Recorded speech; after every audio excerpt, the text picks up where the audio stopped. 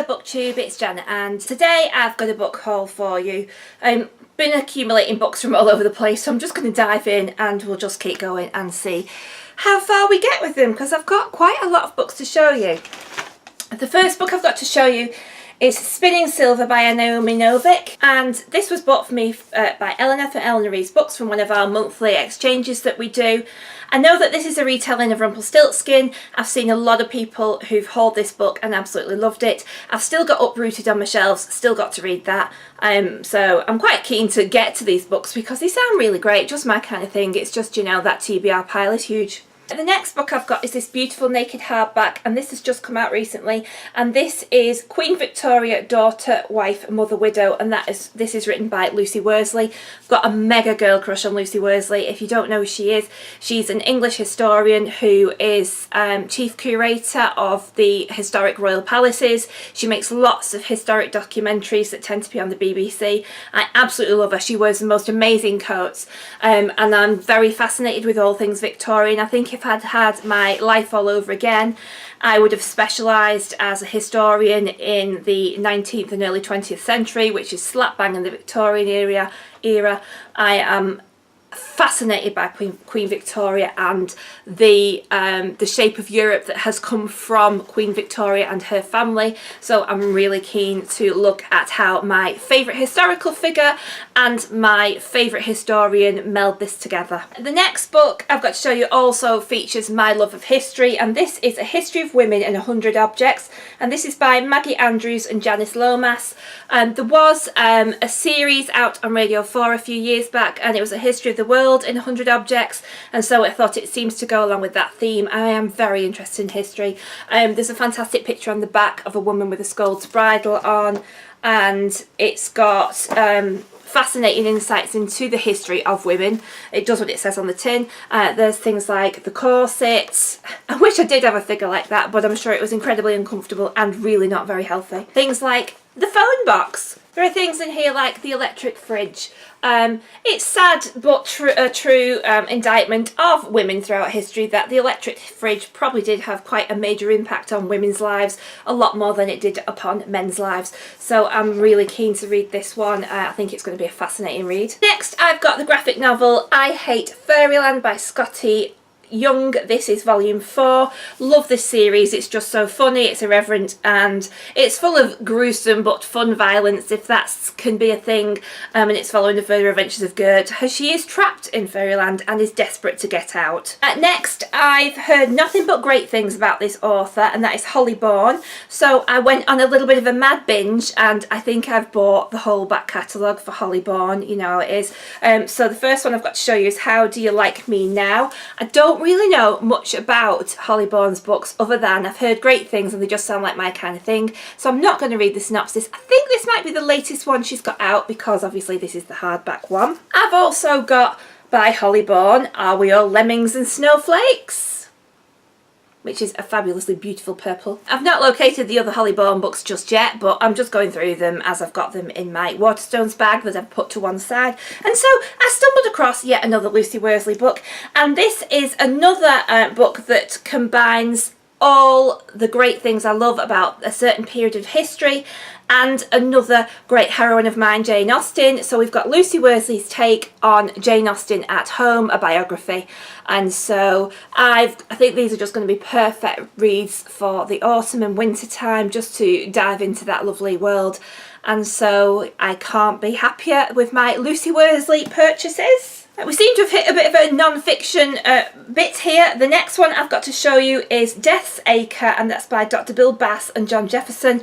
And this is all about the legendary Body Farm in America. I think it's in Tennessee, but I could be wrong. Yes, it is. It's in the Tennessee Hills. And I have seen a documentary on this many, many years back, but it's where they've really made great strides in forensic science, where they look at how the decomposition of a body depending on how and where it's been placed, the temperature, the environment. Yeah, so by working out maybe the time of death and all those sorts of things. So I've got that one, and I do love, I'm fascinated by all things death and burial and crime and those kind of things. The next book I've got to show you is natural history, really, and this is called How to Read Water by Tristan Gooley. And this is all about the behaviour of lakes and rivers and seas. It's just all about the properties, the habits of water, and so I'm really interested in that because obviously you know that water is essential for all life, but it can also take life in quite dramatic fashion, particularly as we've seen quite a few of the flash floods that we've been having lately. So I'm fascinated to see about this. I think it's just going to be a really enlightening read. Next up is Our House by Louise Candlish. It's on a bright Friday morning in the London suburbs. A family moves into the house they've just bought on Trinity Avenue. Nothing strange about that, except it's your house and you didn't sell it. So it just sounds just a little bit dark and a little bit creepy. The next one I've got is Sunburn by Laura Lippman. This is like a suspense thriller. They meet by chance in a local bar in a small town in Delaware. Polly is heading west. Adam says he's also passing through, yet she stays and so does he. Drawn to this mysterious redhead who unnerves and excites him, over the course of one hot summer they abandon themselves to a steamy affair, but each holds back something from the other, dangerous, even lethal secrets. So just, yeah, a gripping, dark, thrillery tale. Next, I've just found some more natural history in my bag, and that is The Hidden Life of Trees by Peter Wohlleben.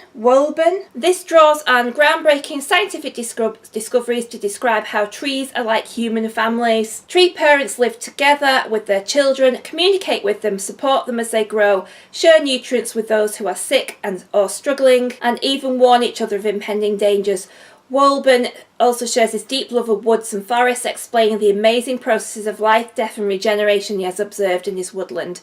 And I'm just fascinated about trees, and I'm getting to that age where I just want to know so much more about my habitat, my environment, my planet. And then next I have After the Party by Cressida Connolly.